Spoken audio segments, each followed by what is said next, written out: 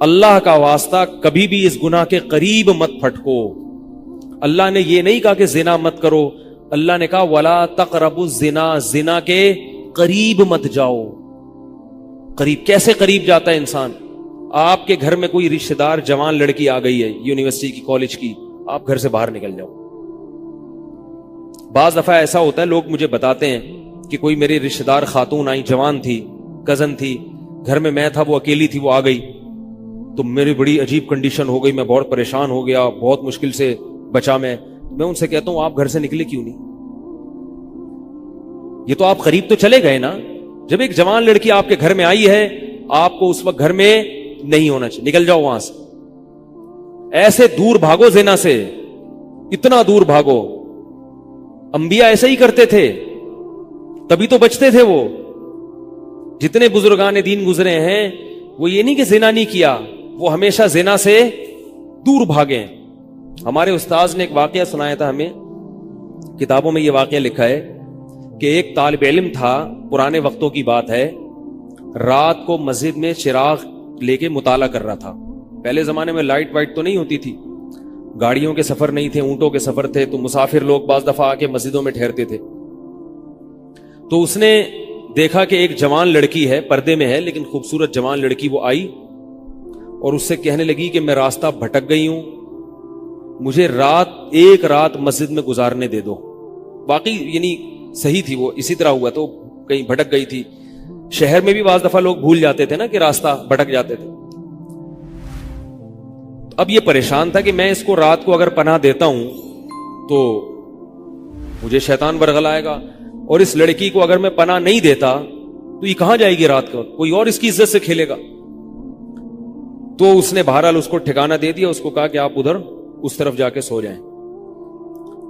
نتیجہ کیا نکلا ہے کہ وہ لڑکی اس کو دیکھ رہی تھی, یہ کرتا کیا ہے, اس کو بھی اپنی عزت کا ڈر تھا نا کہ کہیں یہ دست درازی نہ کرے. تو یہ نوجوان جس چراغ میں مطالعہ کر رہا تھا, مطالعہ کرتے کرتے اس کی آگ میں اپنی انگلی لے کے جاتا اور اس کو جلاتا. جیسے ہی وہ جلنے لگتی تو اس انگلی کو واپس کھینچ لیتا, ایک دم تپش آگ لگتی نا, واپس کھینچتا.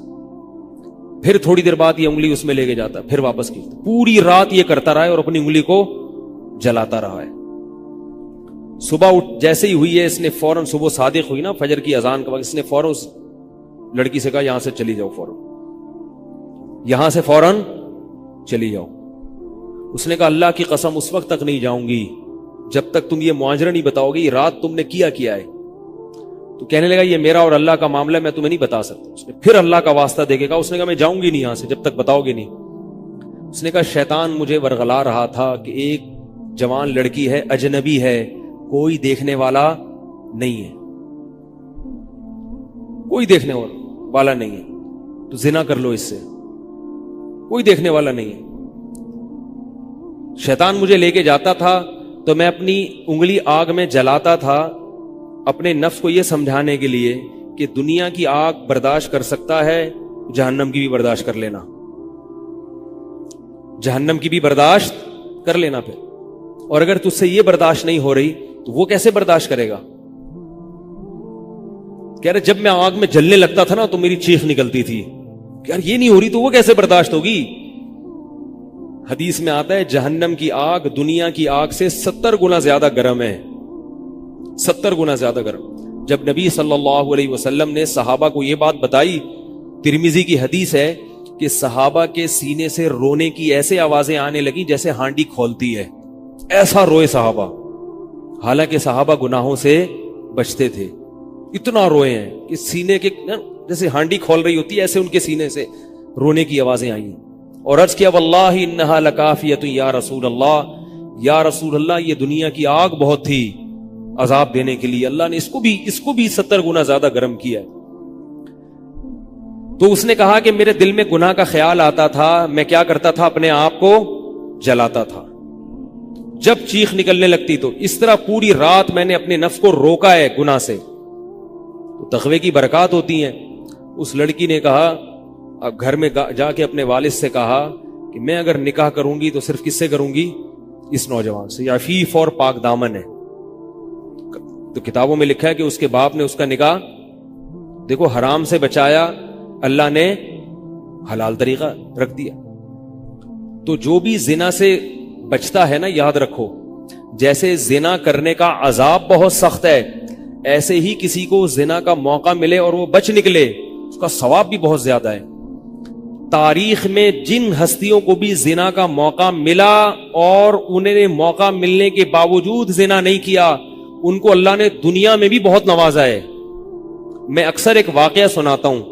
ہمارے ایک دوست ہیں امریکہ میں, بلکہ امریکہ سے بھی ایک دور علاقہ ہے, اس کا جگہ کا نام میں بھول گیا.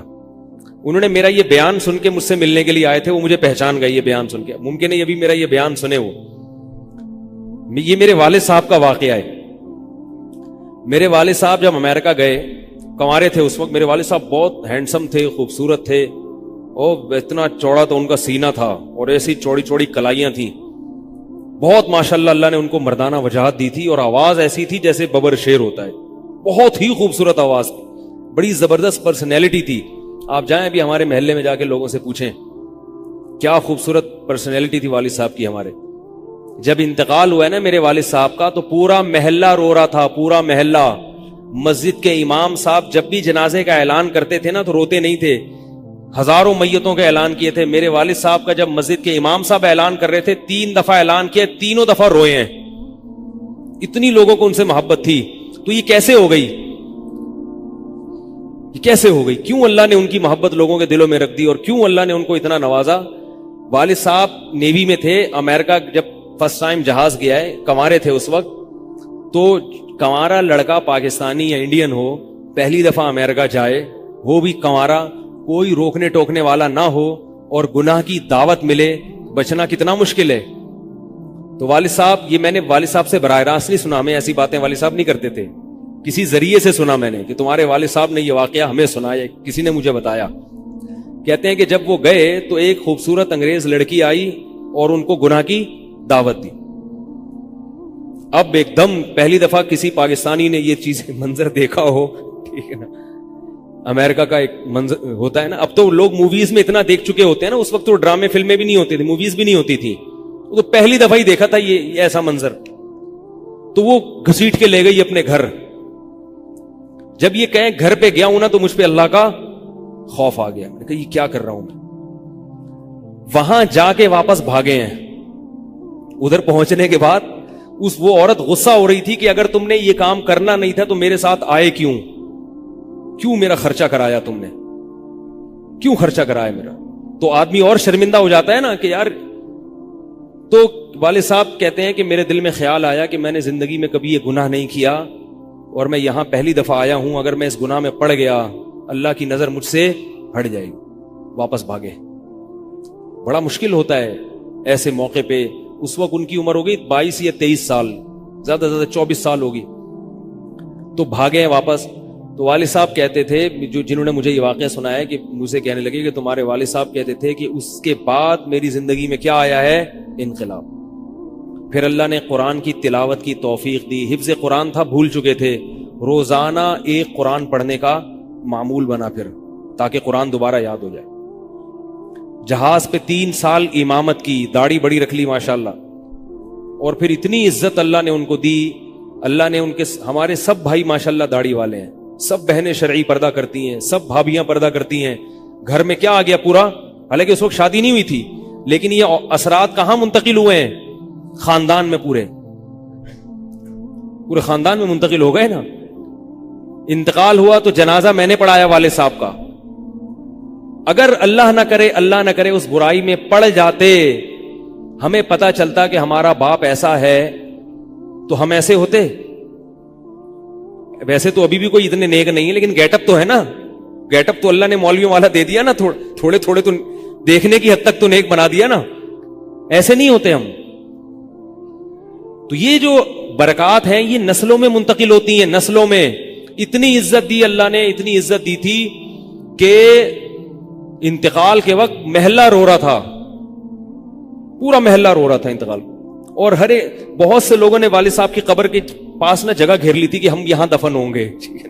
حالانکہ مسجد کے امام نہیں تھے, کچھ بھی نہیں, کوئی ایسی شخصیت نہیں تھے کہ وہ کوئی مقتدی اور رہبر سمجھے جاتے ہو.